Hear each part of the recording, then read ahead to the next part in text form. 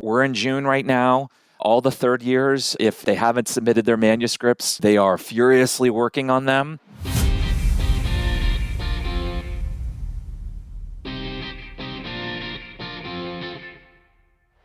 Welcome to PedsCrit. I'm Zach Hodges, a pediatric intensivist from the University of Texas Southwestern in Dallas.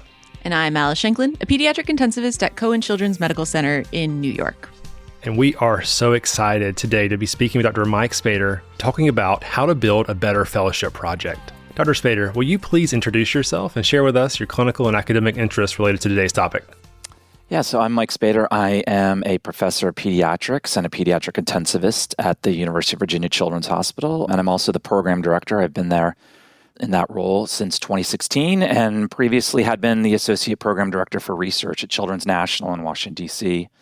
I have personal research interest in predictive analytics and machine learning modeling, but I've been able to, primarily through the mentoring of fellows and their projects, really sort of expand well beyond that specific interest into a lot of different areas. Oh, wonderful. Well, we're excited to have you here and to be talking about this topic. You don't need to look very hard to see that, oh, this is a guy, he could get a fellow project to publication. And that's so important. So you are the person who introduced us because we both interviewed with you for PICU Fellowship at UVA. Is it correct to assume that you are, in fact, the founder of PedsCrit? I am merely a godfather of some sort, not an actual. I claim no proprietary interest over this fine podcast. But that's fun. I feel like it's a really fun connection that you made, and I think it's evidence just how you think outside the box and you connect individuals and promote the ability to create novel ideas and new projects. I mean, there must be a theme that this highlights in your career. Yeah, so I think, we were joking off air about my mom, but my mother has an incredible memory. And if you've met her once, she remembers you forever. And she's a real connector. And I think that is one of the greatest gifts she gave me. I think of myself in that sort of Gladwellian sense of being a connector. And, what I always tell people in Peds Critical Care is how small a world it is. I look at my own board number, it's 1,800 and something.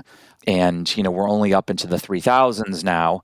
And so having the opportunity to sort of connect people both within an institution or sort of across the country has always been something that I've gotten a lot of joy out of. And actually, it's also sort of resulted in other publications with people at different institutions or sort of getting fellows involved. And sometimes it's even helped fellows find jobs. And so it's a talent that I inherited that I take a lot of pride in. Well, that's wonderful. I mean, I really wanted to lean in at least here. Creating something like a podcast as a first-year fellow is a daunting task, and it was something that I had passion for, and Alice did as well. And I don't think there's any way this project takes off without you connecting us. Well, I appreciate that. I get excited when I sort of hear about these things, and I think, for us, I'm at a smaller fellowship program, and so I have the great luxury of being able to really curate who we interview. And I think it gives me more time. I'm not going through hundreds of applications and interviewing 50 to 75 applicants. We're getting 80 to 100 applications. We're interviewing 25 people. And so I really feel like I can get to know who those people are. And I think for us being smaller, we really need to focus on the best fit for the candidate with our program and the best fit for us with the candidate. And that allows me maybe to sort of dig down and see, oh, hey, these two candidates who are at these great residency programs have this unique interest. Like, I should put them together the same way that I'd tell my friend who likes this obscure band, you should go check out this band. And, so it's a lot of fun to sort of see those connections being made. Oh, absolutely. Another question we have for you is you have fairly technical research interests and you've been very productive. You're also the program director. How do you balance these two roles? It seems difficult. So my initial answer is not well, or at least initially not well. But I think what I learned actually from my former chair at UVA is he had given me the advice, you need to start to work more on having your fellows work on projects that you're interested in, or maybe it's an offshoot of your own work. And so I've been a little bit better about that. Some of the more recent fellows I've worked with in other divisions have started to work on projects in predictive analytics. That said, I have a master's degree in mathematical statistics, and that's actually what I did in my pre-medical life. And so in many ways, that was my gateway to a lot of fellow research. I provided a technical expertise as a statistician and started to work with more and more fellows in that specific aspect of the research, and then sort of expanded beyond that. I joked earlier, I think it was very easy for me to get pulled away from my own work to start to work with our help fellows in their own work. And I think what I've learned over the arc of my career, which at this point I'm 15 years out of fellowship, is both in terms of sort of guiding some fellows that are interested. I don't want to force someone to do what they don't want to do. Guiding more fellows to stuff that relates to my own research, but also start to harness other faculty members and divide the research a little bit so that I can help in one area, but then they can find subject matter expertise. And so we can sort of crowdsource it. There's a good article that just came out in Peds Critical Care Medicine about sort of group mentoring, and it's really geared more towards junior faculty. It's sort of a similar approach I've tried to take with a lot of fellows is really, and that's what we're going to talk about with the SOC, is trying to have multiple mentors or multiple people who you are working with on your projects.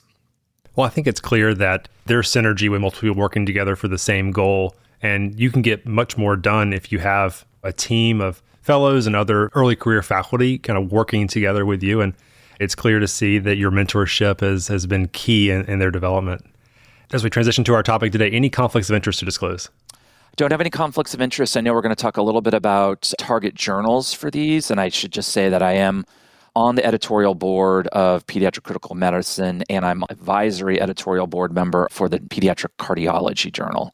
But no financial interests. Yeah, there's no money, though. There's no money. Yeah. All right. So you're here to discuss planning a fellowship project. Before we get into this, I want to note that not all of our listeners hold an MD or DO role. Not all of our listeners are based in the United States, and we're really proud of that. In the United States, a PICU fellowship is a 3-year program of dedicated PICU training following general pediatrics residency. What scholarly work is expected from U.S. PICU fellows, and what's sort of the hammer if they aren't able to check that box? Yeah, so this is all based on the American Board of Pediatrics requirements of completing what's called scholarly activity. And what I'm talking about here is for your primary fellows who are doing the 3-year fellowship that you described.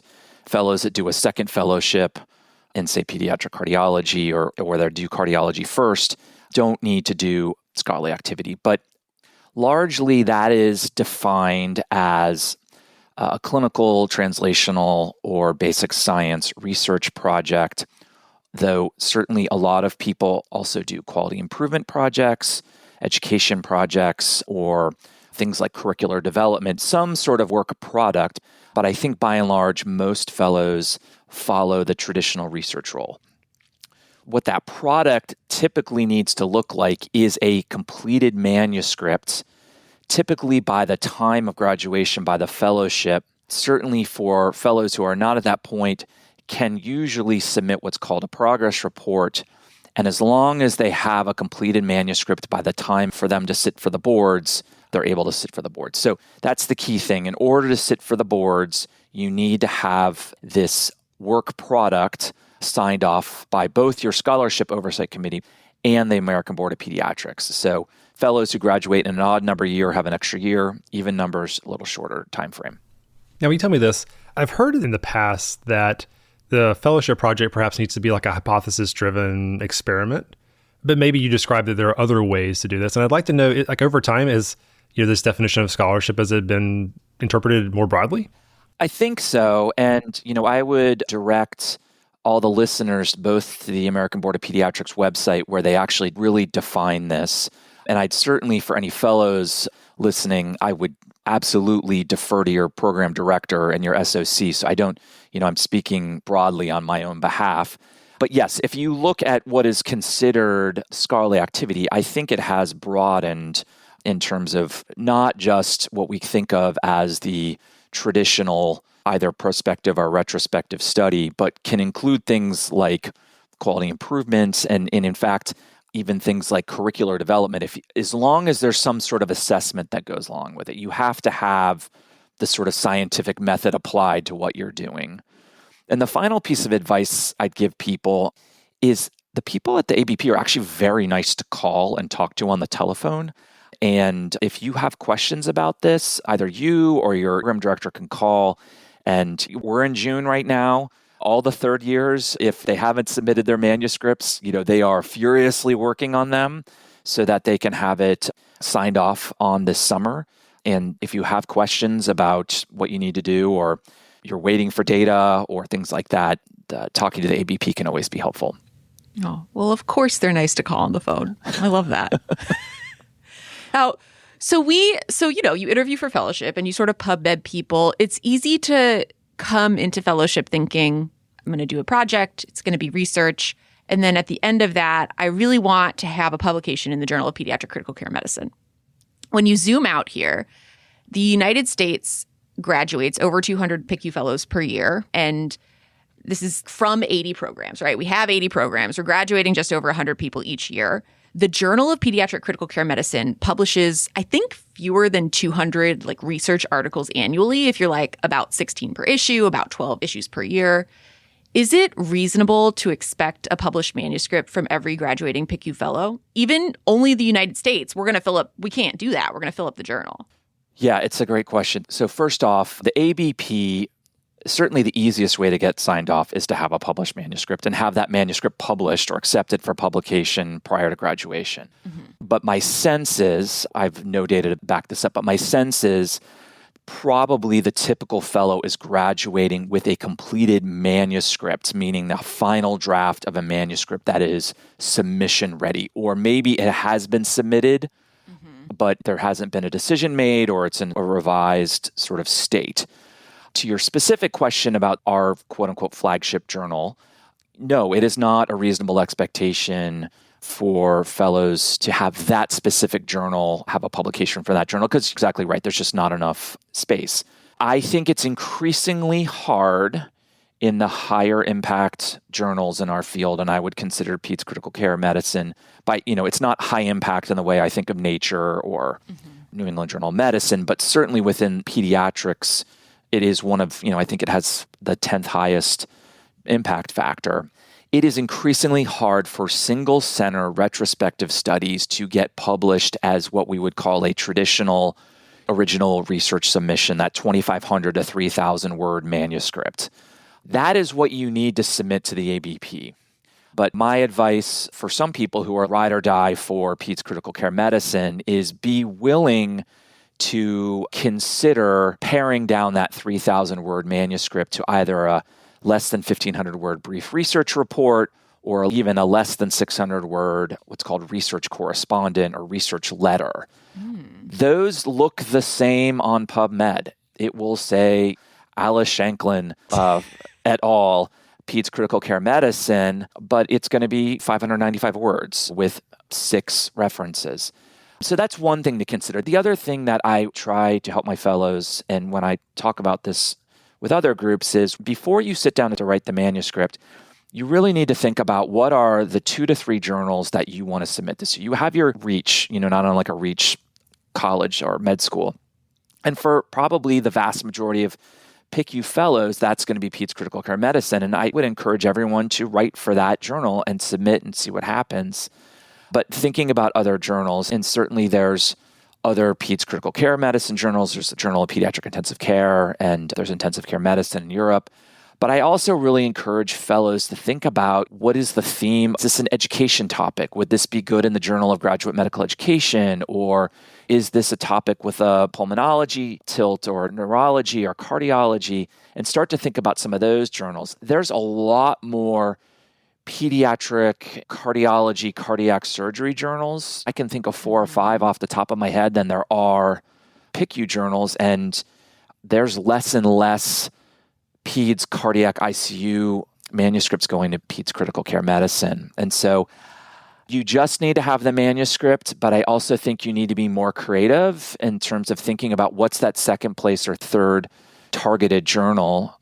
And I don't want to get too far off the rails, but thinking about, are there opportunities for funding within your program for, I would say, well-regarded open access journals, Frontier in Pediatrics being sort of the big one, but that requires money.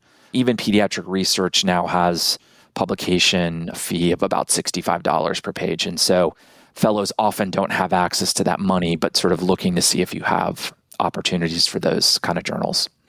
Well, it's clear to see that having someone like yourself that can guide fellows into all of the ins and outs and nuances of how to target your publication appropriately could make a great deal of impact in getting a project to the completion. We don't have to remind listeners just how long and expensive the training path is. I mean, you're talking college plus, medical school and at least 6 years of training.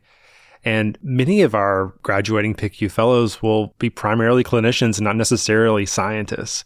So in this context where there's going to be more and more scrutiny of how long is the medical training journey and the cost associated with that, will you just overview what are the benefits versus risks of dedicating maybe even half of the time of fellowship towards scholarly output? This is a good question. It could be triggering for some. I think part of the problem is that when you look across the landscape of fellowships, they're all at academic institutions, right? So those people who are program directors and your faculty members have made the professional choice to be a clinician educator or an academic person. So there is this inherent bias that exists within the system to train people to be like you. But the reality is, if you look at job openings, they're primarily in either the private practice, non-academic world, or within institutions that are academic, but certainly may not have a fellowship program, but in many cases might not even have a pediatric residency program. And so I think you bring up a good point. Let me pause by saying, in terms of the money, for the people that are motivated, and one option to think about where your scholarly activity may actually have some financial benefit in the short term is whether or not you can also submit an NIH loan repayment program grant using your fellow project. That pays off about $75,000 of your loan burden. I did that. That was really super helpful, but I recognize that's going to be a very small percentage of people. I think the idea is certainly to train a group of fellows that are ultimately academically engaged and sort of understand the process of research. So maybe they can interpret new research as it's published in real time. So they don't stay sort of in the static state of their knowledge. So if they're working in a private practice unit in an area where they're not connected to a medical school, that they've sort of learned this process so that they themselves can sort of stay up to date. I do wonder, and I talk about this with my fellow program directors, we're a really tight bunch. For the fellows, many of the fellows who are listening went through one of the regional boot camps, and that is a great way actually for the fellowship directors and the faculty members to stay in touch with each other.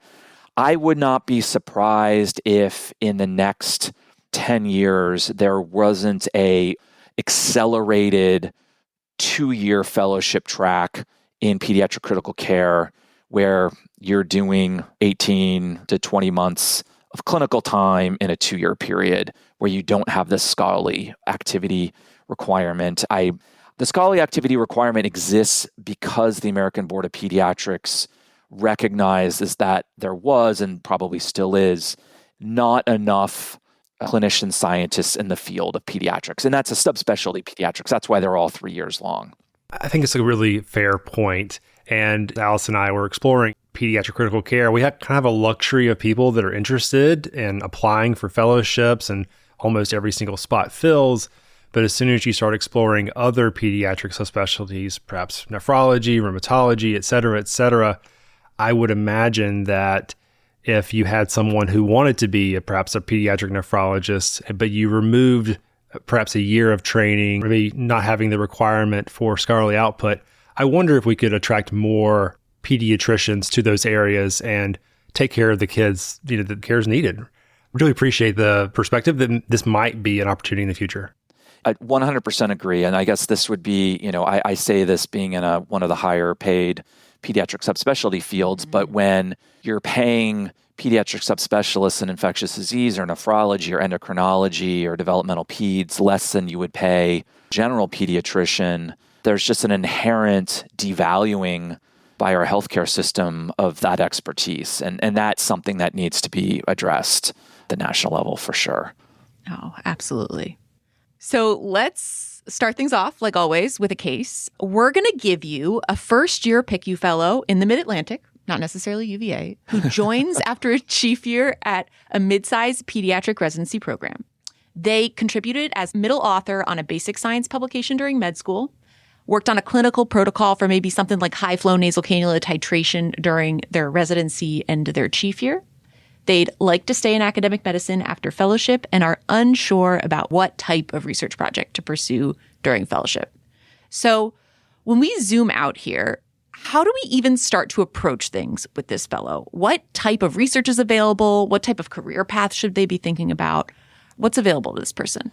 So there's a lot available. And I think part of this is, of course, program specific. We're in the Mid-Atlantic, so we could be in a lot of different places. I do think understanding what your own institution has is certainly helpful. There's a handful of institutions that are fellows will come in. And I can think of some in the Mid-Atlantic where your program director may actually put you into a project. And there might not be as... You'll wake up in a project. You wake up. Yeah, exactly. How did I get into this lab? Like, why are we smashing all these mice brains? No, I'm teasing. But not really. But not really. What I like to do, so I'll speak for myself, what I like to do is sit down with each of my first-year fellows, typically in September. And this person's a chief, so presumably they've took their boards the previous year. But if people are studying for the boards, I'm trying not to overwhelm them with this. But I think for most fellows, that first semester, there's so much going on. Oftentimes you're learning a new system, you're learning how to be a fellow, you may be studying for the boards, and then you've also got to come up with a scholarly activity.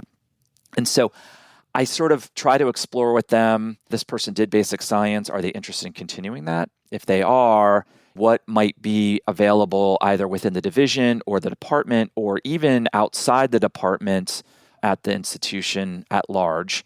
I happen to work at a children's hospital on a larger university campus. I'm not distinct from, say, where you trained, Alice, where Children's National is sort of, it's a freestanding place, very distinct from George Washington University.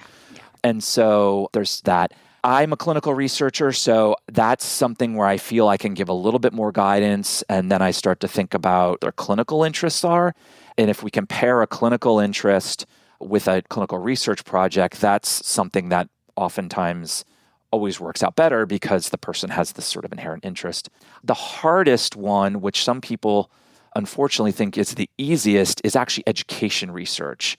Education research is really hard to do well. And for better or worse, when I'm interviewing fellows, that is the answer I hear most when I say, what are your scholarly interests? And inevitably, I'm really interested in medical education. I think most fellow candidates in PICU like medical education because it's something they experience as a trainee, it's team-based.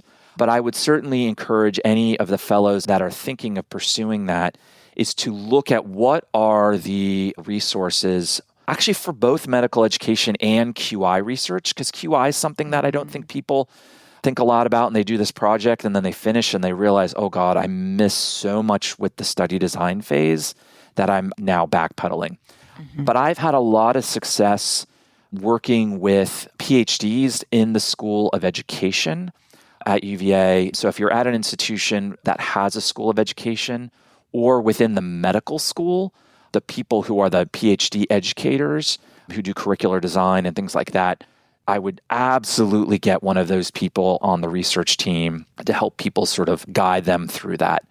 And then the last thing is I end up doing a lot of what I would call speed dating as it relates to research. And sometimes I will go with the fellow, almost like a chaperone. Like a wingman. Well, yeah, or Uncle Mike, as my fellows call me sometimes.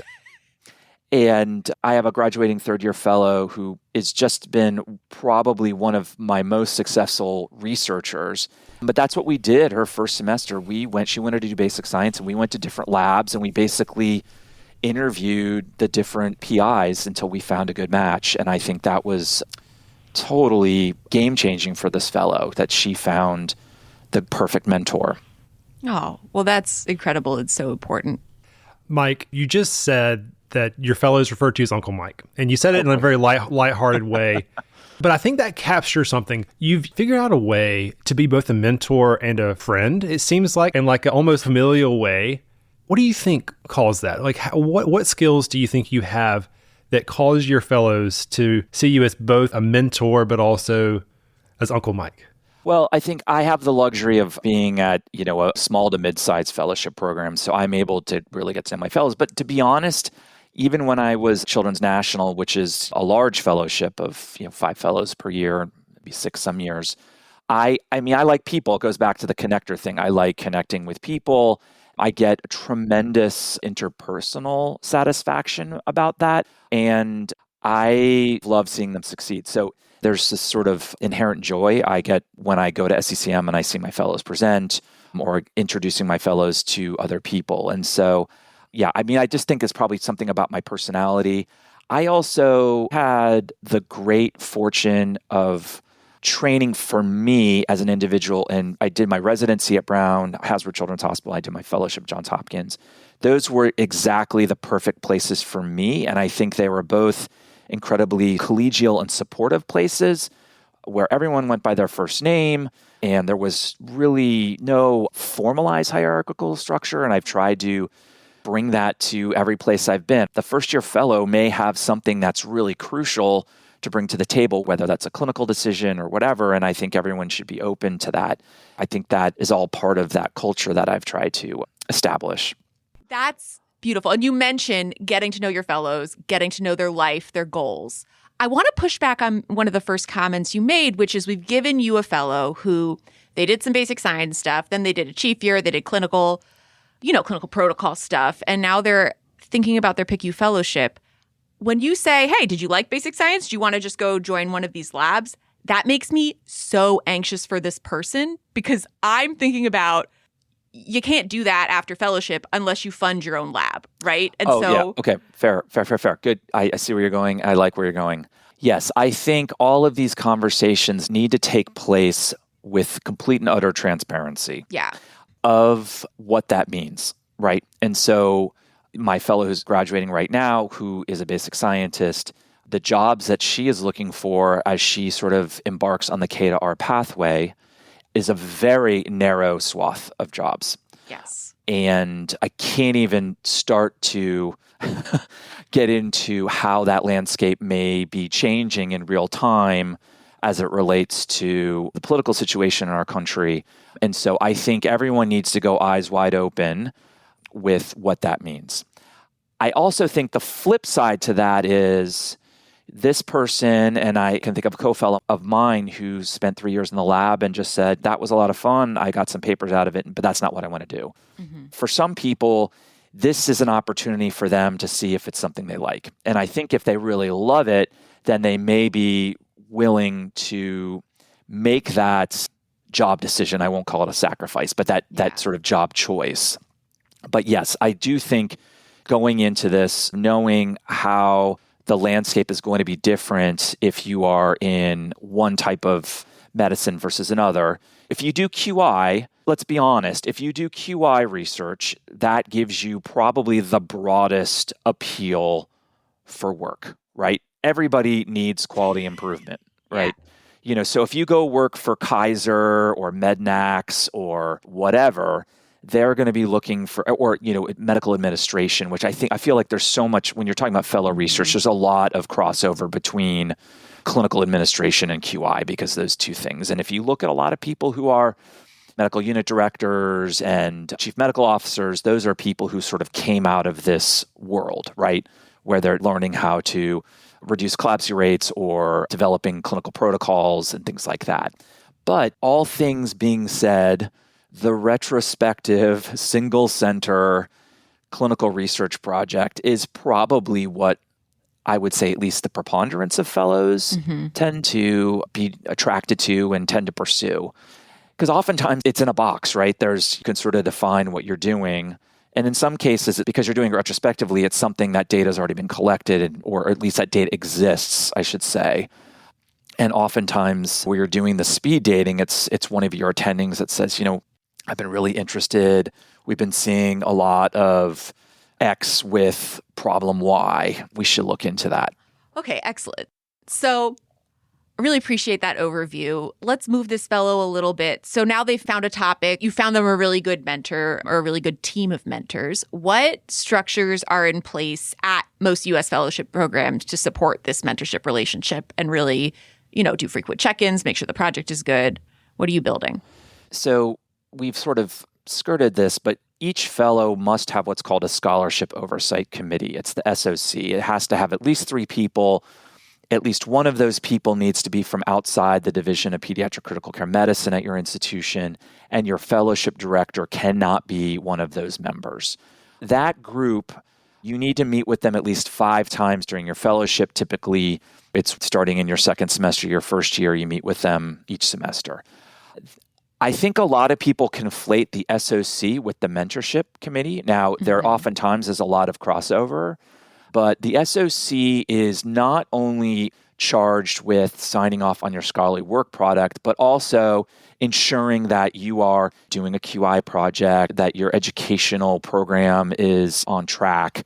And those are the people who actually attest to the American Board of Pediatrics that you have sort of satisfied all these things. The mentorship team, those relationships are often very unique, or I should say at least personalized. So if you're in someone's lab, there's probably going to be very structured, rigid weekly lab meetings or monthly lab meetings. But oftentimes, it's those clinical research projects that can be a little loosey-goosey. Someone has an idea, and now because that faculty member has an idea, they're now your mentor. And so it's really the job, I think, of your program director, or at least at most large fellowship programs have an associate program director for research. That's the role that I had at Children's National. And in that role, I was on every single fellow's SOC, and I was charged with ensuring that their mentor was holding up their end of the bargain. So it can be hard, especially when you're a first-year fellow, if you pick the wrong mentor. And the advice I'd give any fellow is if you're finding that you've picked the wrong mentor, you need to let your program director know, because if you're going to pivot, it really needs to happen typically by the end of your first year or at the beginning of your second year. It's really tough to get to midway through fellowship and realize that either you have a bad mentor or a bad fellow project. It is recoverable. I've seen people recover, but it's hard. And so I think trying to set some ground rules up front with the fellows, these are sort of what I would expect you need to talk to your mentor about, that I want you to meet them monthly or whatever that is. Recognizing that, especially in first year fellowship, you may have a long block of clinical time where you don't do anything on your project for a full quarter. Mm-hmm. But certainly once you get into your second year, when you have a lot more research time, establishing those regular meet-in sessions. Oh, absolutely. What you don't want is your division leadership to be looking at you late and being like, I know you well. You hate your project this whole time, right? Like it's such a missed. Yeah. And I mean, I think this gets back to the original point, and that is you have to have a completed project to sit for the boards. And the most important thing, to Zach's point about everything you're putting into this career, if you don't have something, you can't sit for the boards, and that's a problem for your job opportunities. And so if you recognize that the project is not going in the right way, and either the mentor realizes it or doesn't, you really need to stop and be like, okay, we got to figure out what we need to do. And thank you for listening to this episode of Peds Crit. Please remember that all content during this episode is intended for informational and educational purposes only. It should not be used as a replacement for medical advice. It's also worth noting that the views expressed during this episode by me, Zach, and our guests are our own and do not reflect the official position of our institutions. If you have any comments, suggestions, or feedback, you can email us at pedscritpodcast@gmail.com. If you want to help support the production of Peds Crit, you can find us on Venmo and Patreon. We've also had some light merch made in the form of Peds Crit laptop stickers, and if you include a mailing address with any contribution, we would be so excited to send you one. Thank you again for listening. I had no idea you did that or that you were on the editorial board. I just knew you published a lot, so that's awesome. I'm excited.